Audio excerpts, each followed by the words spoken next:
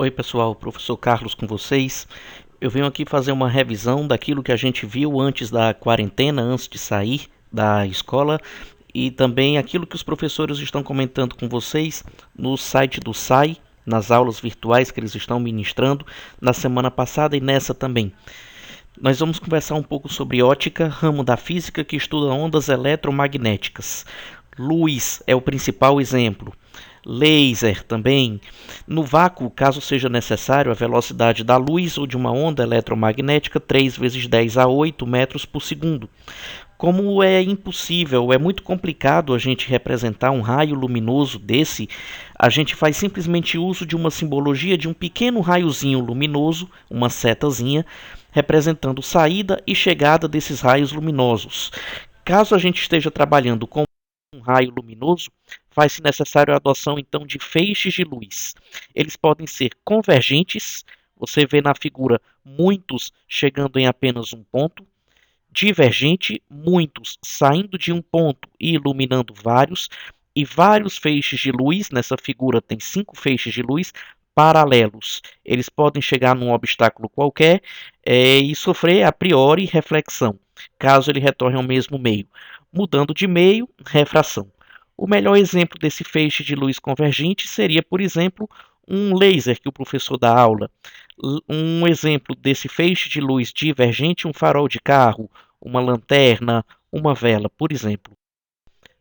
Meios em que a luz pode se propagar.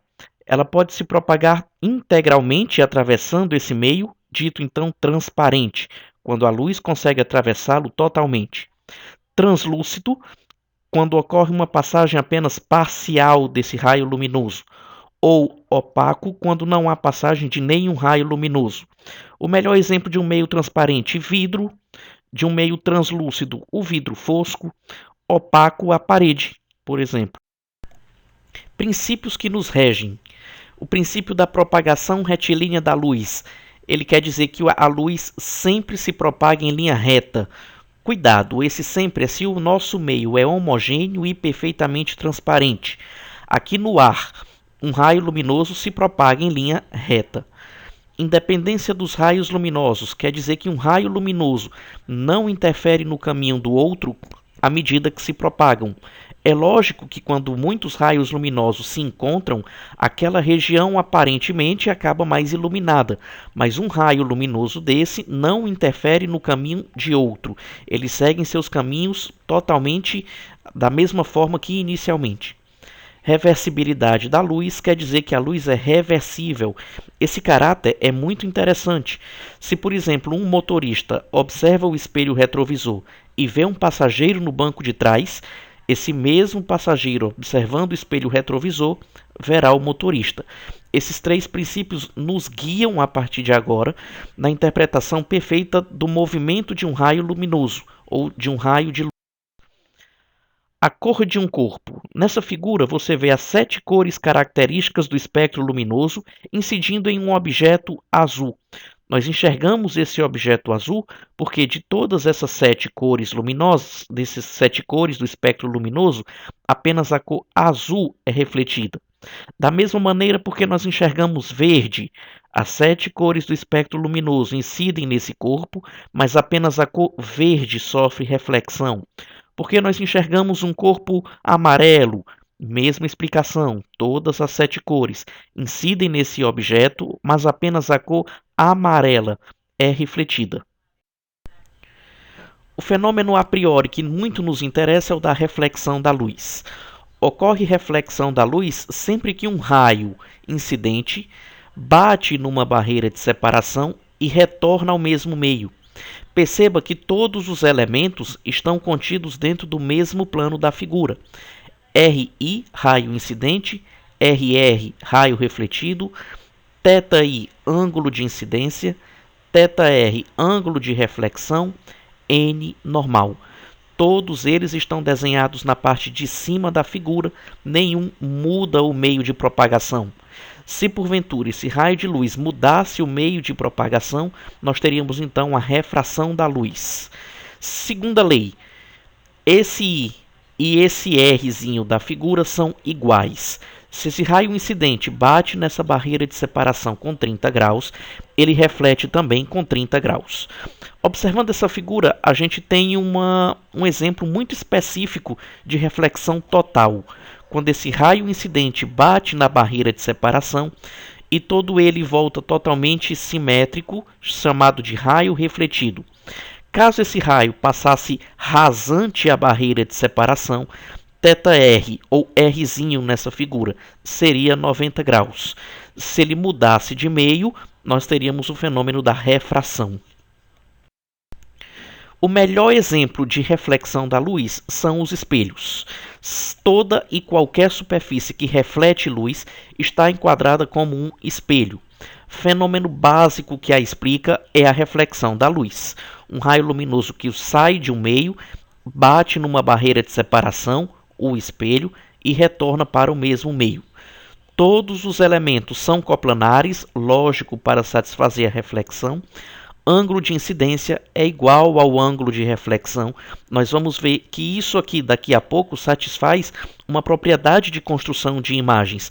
Quando um raio incidente bate em um espelho, formando um ângulo I, ele volta para o mesmo meio, fazendo um ângulo R de igual valor que aquele inicial. Nós estudamos dois tipos de espelhos na nossa sala de aula e nos nossos vídeos do SAI.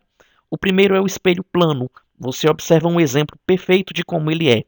Ele é essa retazinha vertical, com esses traçozinhos posicionados da parte direita dele. Esses traçozinhos significam que é a parte traseira do espelho, enquanto que a parte esquerda é a parte que reflete luz.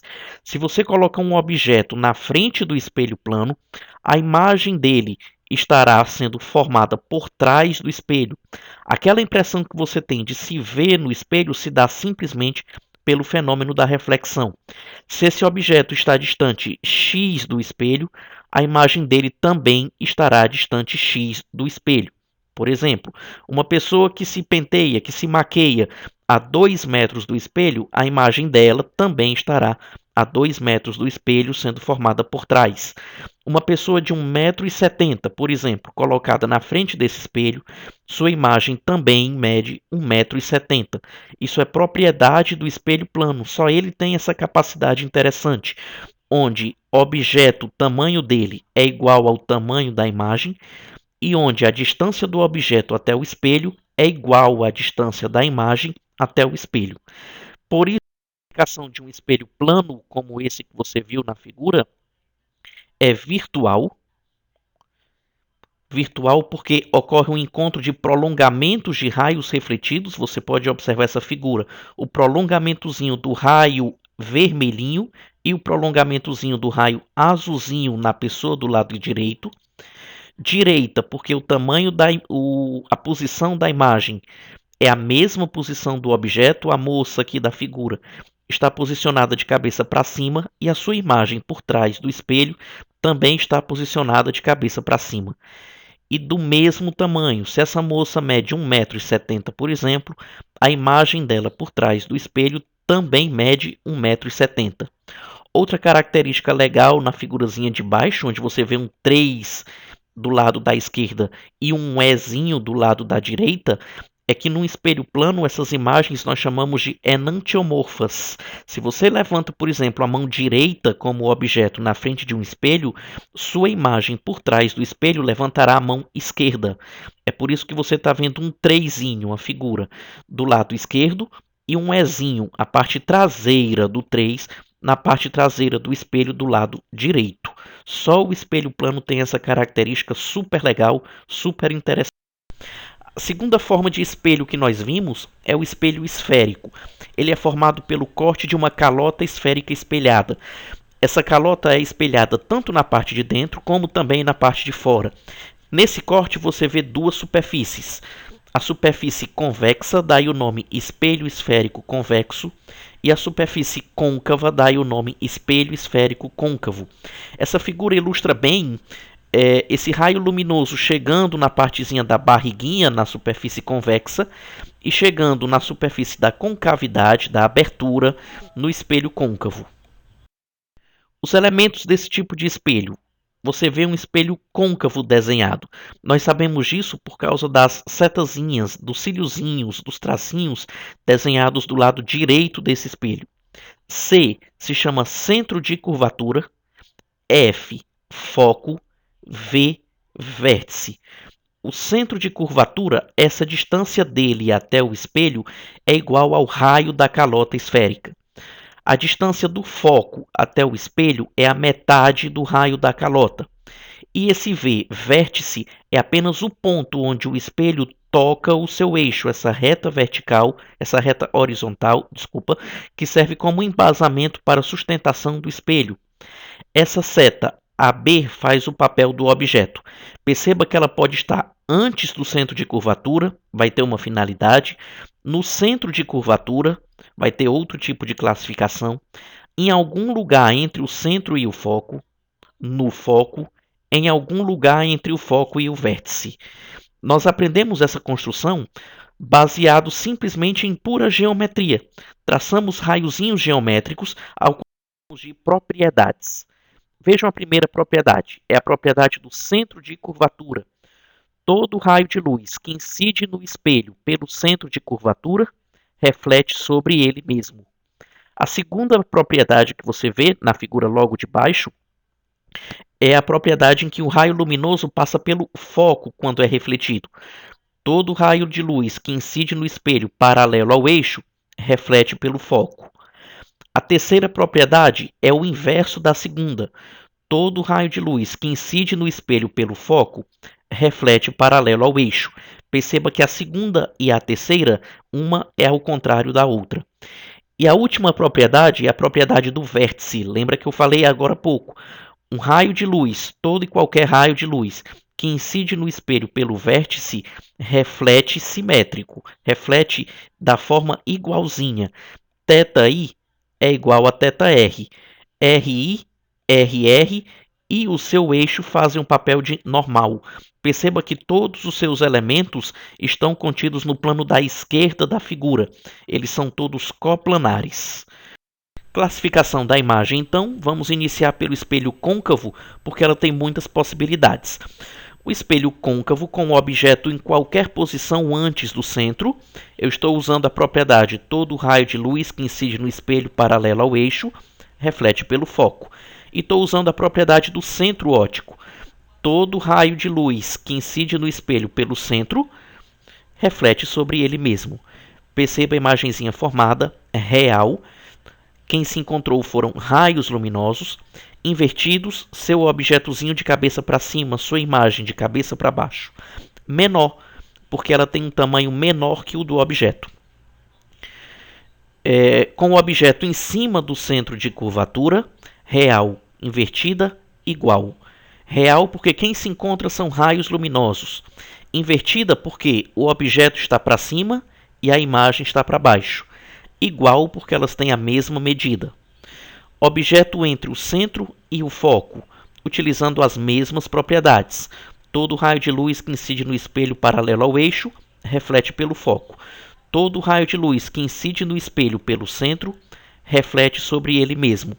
Perceba que ocorre encontro dos raios luminosos, por isso real. Invertida porque o objeto está para cima e a imagem está para baixo. Maior porque visivelmente, matematicamente, pela medida, o tamanho da imagem é maior do que o tamanho do objeto. Na figurazinha de baixo, o objeto em cima do foco, exatamente, estamos utilizando as mesmas propriedades.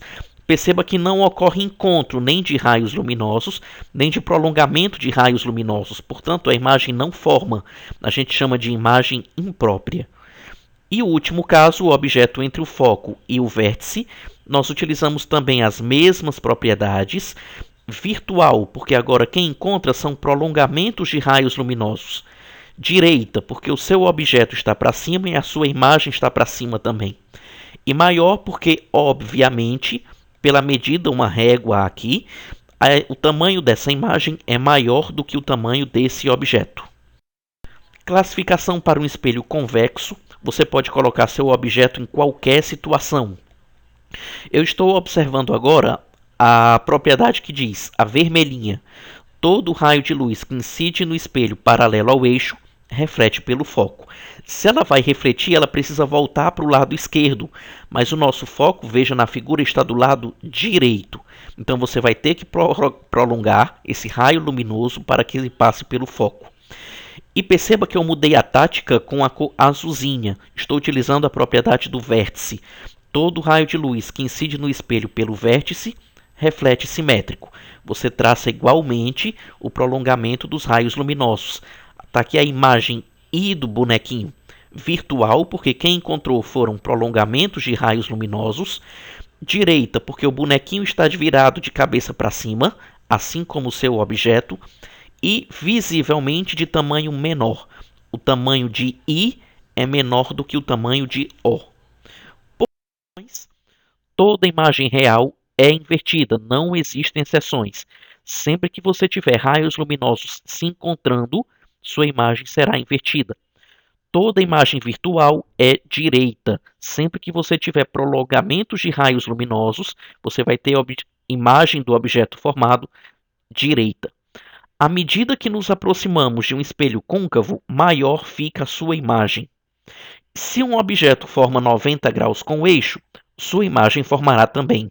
É totalmente inconcebível que um objeto forme 90 graus com o eixo, esteja em pezinho no eixo, e a sua imagem apareça deitada ou inclinada. Pessoal, essa é a para vocês. Eu peço que vocês estudem bastante, resolvam as atividades. Os professores resolveram as atividades complementares lá no programa do SAI.